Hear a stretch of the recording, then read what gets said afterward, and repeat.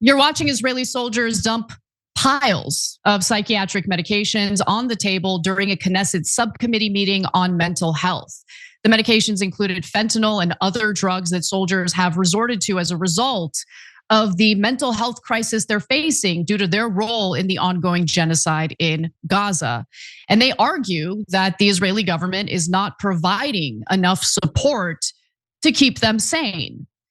Now, I think anyone that has a conscience would struggle with the slaughter of innocents that continues to happen in the Gaza Strip at the hands of the IDF.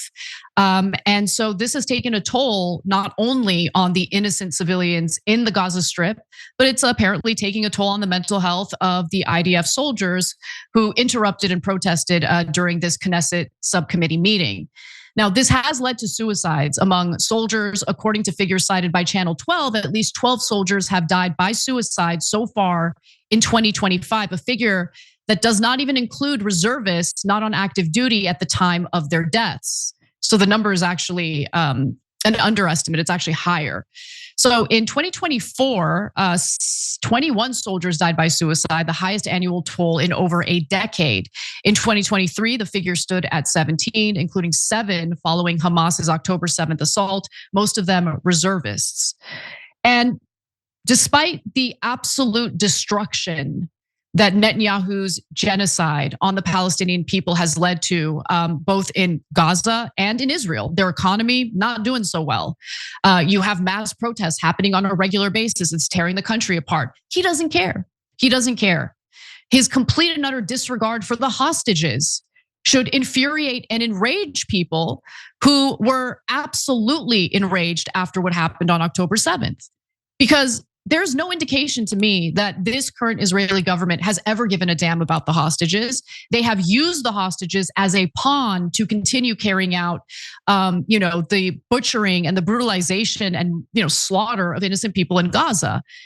And so this, again, what we're seeing with the IDF soldiers, again, I think has a lot to do with the death and destruction they're carrying out. And an Israeli sniper just spoke to Haaretz and admitted to killing innocent civilians, including children, who were attempting to get aid in Gaza. Now, you might be thinking, Anna, isn't this an old story? No, this is a new one. This is a new story with new IDF soldiers who are essentially reinforcing previous reporting from Haaretz that indicated that they were ordered to shoot at starving Palestinians at these aid hubs that, for the most part at this point are run by the Gaza Humanitarian Foundation. So let's get to some of the comments, some of the statements that they've made in this reporting. So one IDF soldier says, it started about 2 months ago. The soldier who went by the pseudonym Benny told the Israeli paper as part of a story focusing on the mental toll on IDF soldiers in Gaza. Every day we have the same mission to secure the humanitarian aid in the northern Gaza Strip. It's like a game of cat and mouse. They try to come from a different direction every time, and I'm there with the sniper rifle, and the officers are yelling at me, take him down, take him down. I fire 50 to 60 bullets every day. I've stopped counting kills. I have no idea how many I've killed. A lot, children. So as angry as the IDF's conduct in the Gaza Strip makes me, and it does make me angry, and you guys all know this, there's some percentage of those soldiers who have a conscience. And that conscience is weighing heavy at the moment, considering how many innocent people they know they've killed. Another soldier who went by Yoni shared a story about killing 2 children in Bet Lahia, that's in northern Gaza, after one soldier shouted that terrorists were approaching. So without even confirming anything, they shout terrorist. And at that point, according to this IDF soldier, I saw the bodies of 2 children, maybe 8 or 10 years old. I have no idea. There was blood everywhere, lots of signs of gunfire. I knew it was all on me that I did this. I wanted to throw up.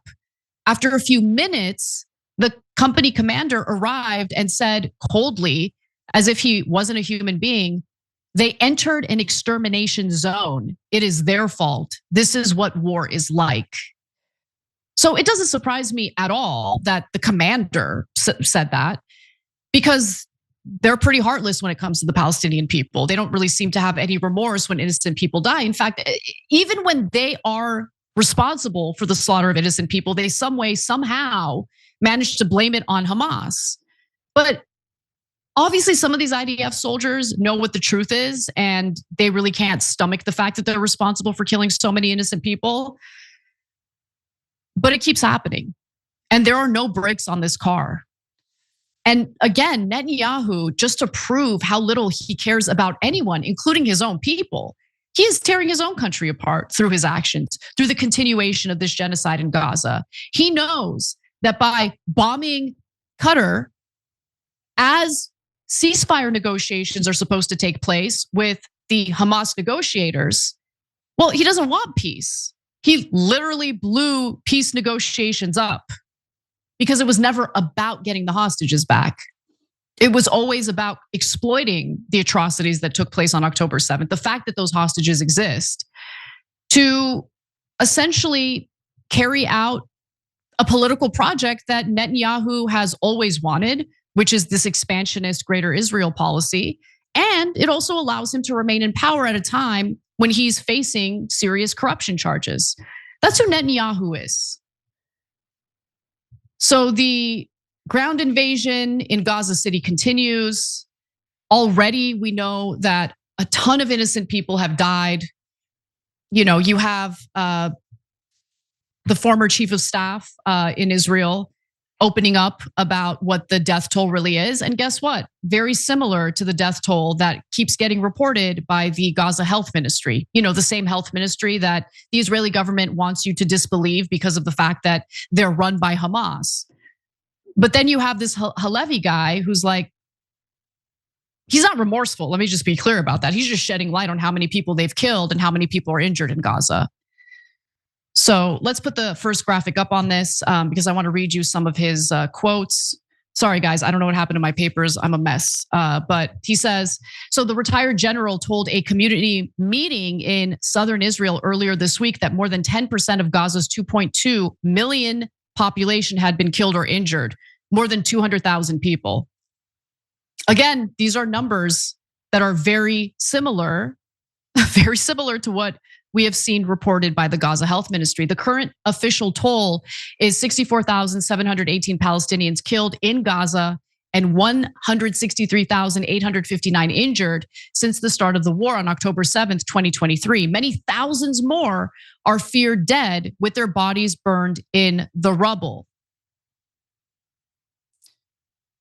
So I guess part of me feels at least a little bit of relief that there are still people who feel guilt, who are able to feel guilt, who are able to see Palestinians as human beings. But even IDF soldiers who have been speaking out and testifying against Netanyahu, against the Knesset, against the Israeli government, just get ignored. And it just kind of shows you the level of brutality this current Israeli government is willing to carry out. Every time you ring the bell below, an angel gets his wings. Totally not true, but it does keep you updated on our live shows.